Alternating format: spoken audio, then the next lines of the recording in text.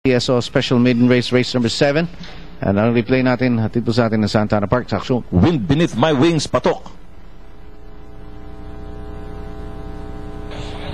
Gates open, that up and racing. Wind Beneath My Wings didn't waste time at the start.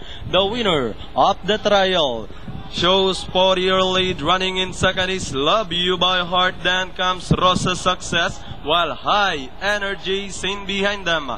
Past the 3/4 mile pole, Love You by Heart draws now for the lead. Running now in second is Wind Beneath My Wings. Rosa Success still in third, and High Energy still in behind them past the 5/8 mile pole.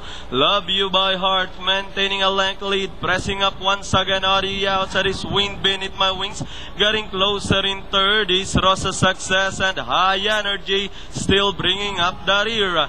Entering the last 600, it's still Love You by Heart by half length. Pressing up now on the outside is the top favorite, and that's Wind Beneath My Wings now almost catching the lead. Rosa Success still in third, and High Energy still running at the tail of the field.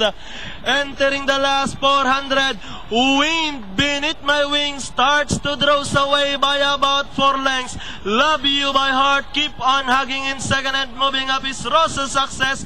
High Energy still running in behind them, and down the stretch they come. We've got Wind Beneath My Wings is stretching the lead to about 6 lengths. Love You by Heart still in second, and moving up on the outside is Rosa Success. And finally, it's just a walk in the park for Wind Beneath My Wings. Love You by Heart, Rosa Success, and High Energy. Nanalo. Tapos kung napansin nyo, Bayang Karirisa, umaaraw pero umuulan. Bali 6,000, dadagdag yung 84 doon at saka yung 96, di ba? Ito, gano'n na nga yun. Aray ko. Pati sa winner take all. Oo, madadagdagan din. Hindi, konti na lang yun.